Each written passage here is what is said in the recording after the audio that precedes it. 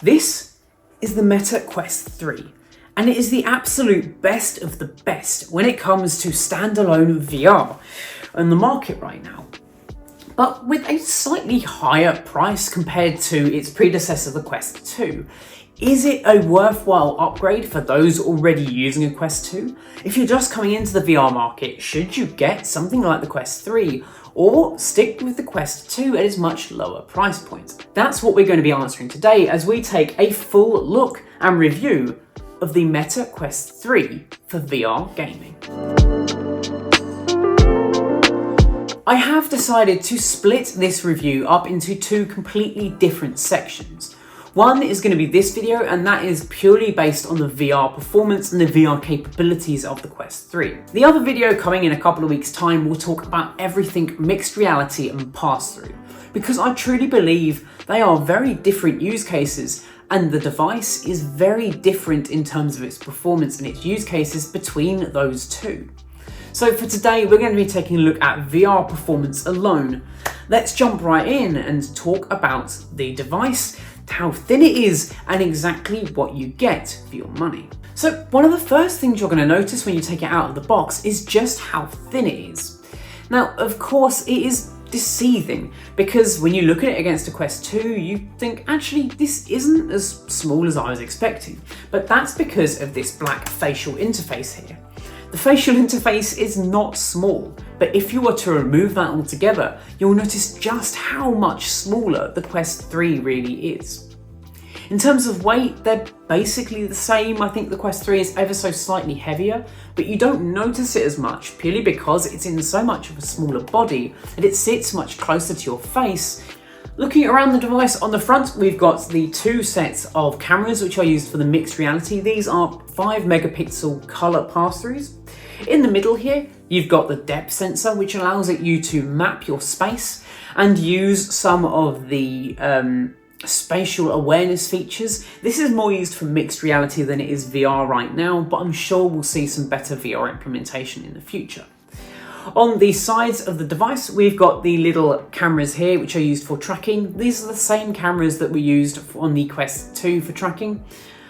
On one side, you've got the 3.5mm headphone jack. On the other, you've got the USB-C. And on the bottom, we've got the power button, as well as the volume rocker.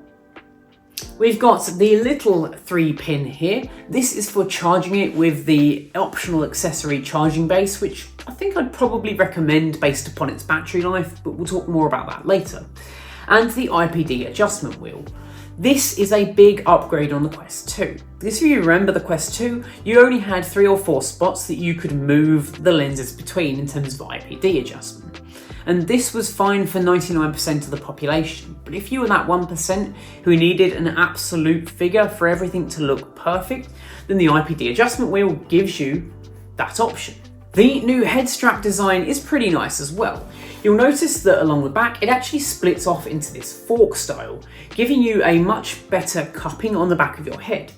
You can actually adjust it in 2 ways. The first one obviously being pulling it from the top like you did with the Quest 2, and then pulling it apart and further together. Closer together means that it will loosen the headset, pulling it apart makes it a little bit heavier.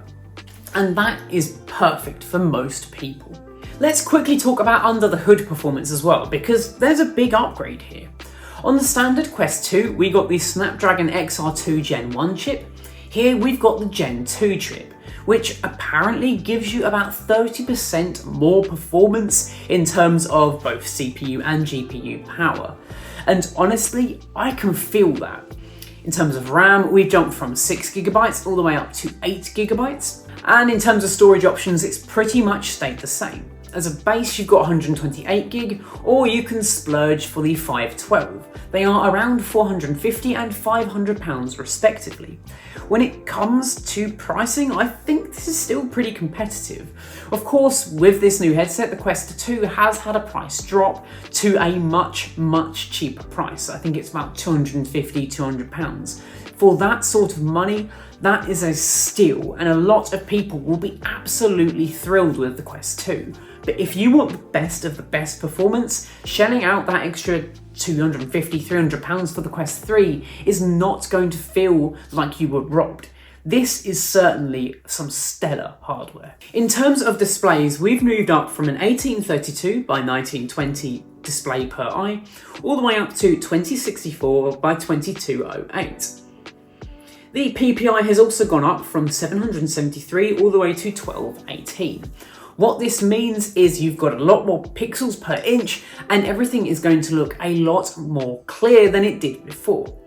We still don't have that nice OLED black on black of blacks that we had with the Quest 1. We've still got that same panel pretty much, just higher resolutions that we had on the Quest 2.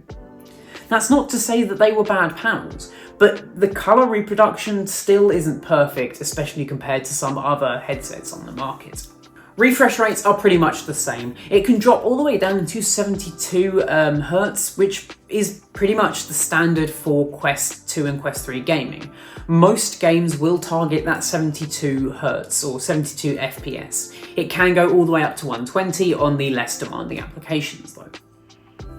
In terms of field of view, we've also got an upgrade here, from 90 degrees all the way up to 110. That is 20 degrees more in terms of your peripheral vision, giving you a much better and much more immersive VR experience.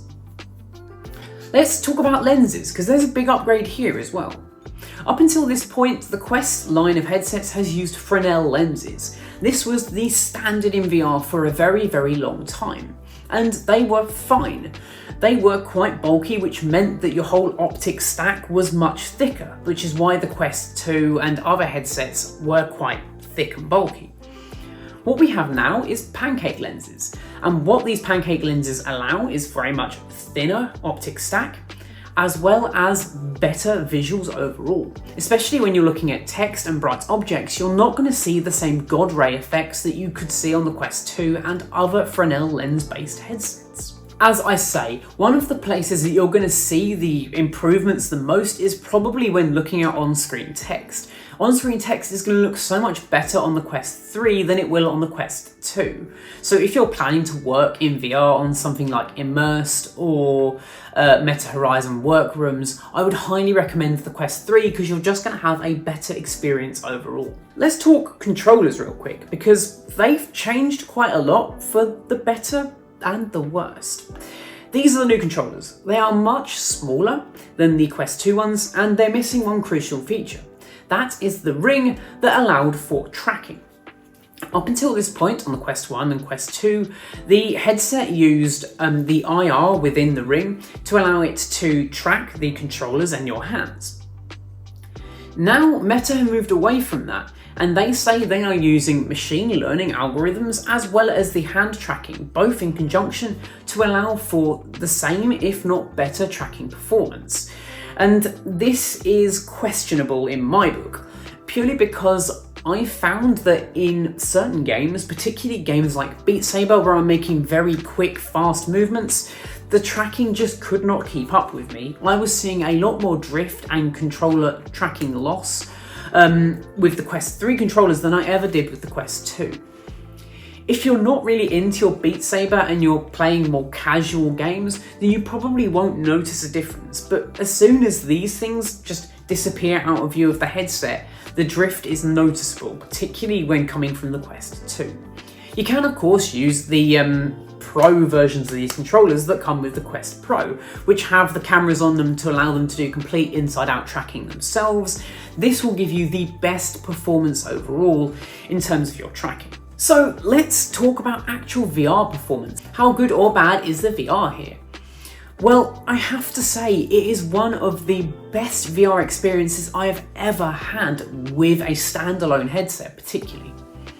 Many games like Red Matter 2 have actually started to take advantage of the additional power that the Quest 3 gives you, that extra 30% CPU and GPU power, giving you higher resolution textures, higher frame rates, and better looking visuals overall.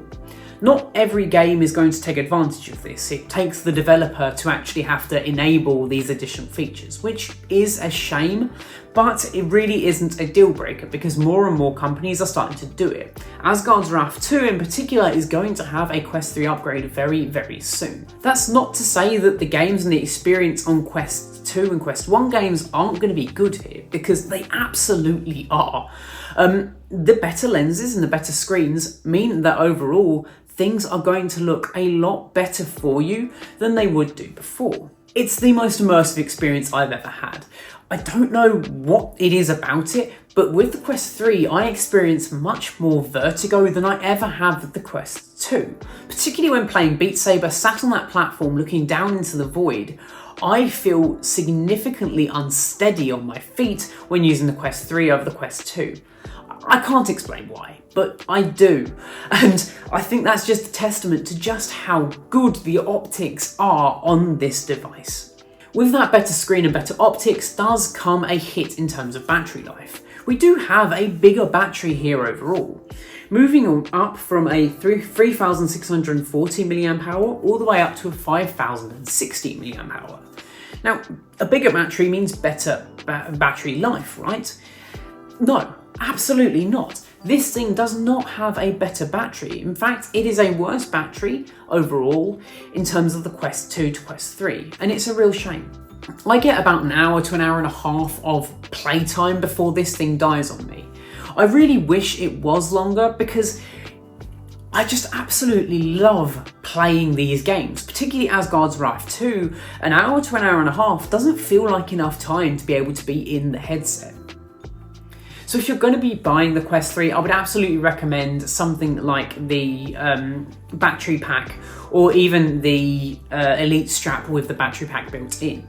What that also means is it actually offsets the weight slightly, so you don't have all the weight on the front of your head, you've got it balanced between the front and the back, making the headset overall a lot more comfortable.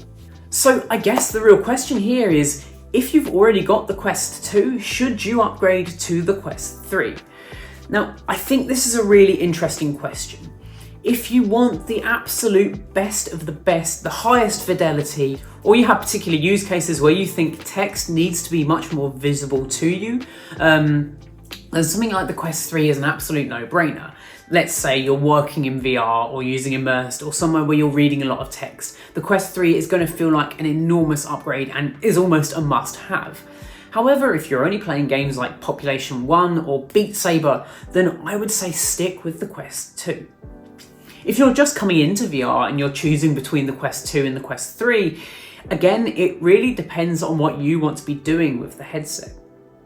If you're interested in the mixed reality performance, then get subscribed and stay tuned for that video.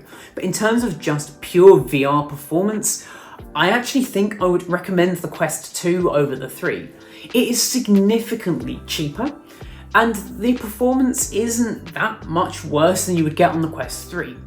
Meta have said themselves, the Quest 2 isn't going anywhere anytime soon. They are planning to continue to sell and operate the Quest 2 because it's just their best budget option. If you want the best of the best, the Quest 3 is it. Nothing compares to it in terms of standalone VR. So there we have it, guys. That has been my review of the Quest 3, particularly its VR performance.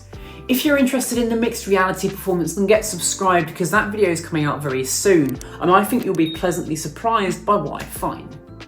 So if you're enjoying this video, why don't you let me know in the comment section down below what you think of the Quest 3. While you're down there, get subscribed, hit that like button, do all of that good stuff. And of course, my name's been Robert, this has been Clue, and I will catch you in the next one. Adios.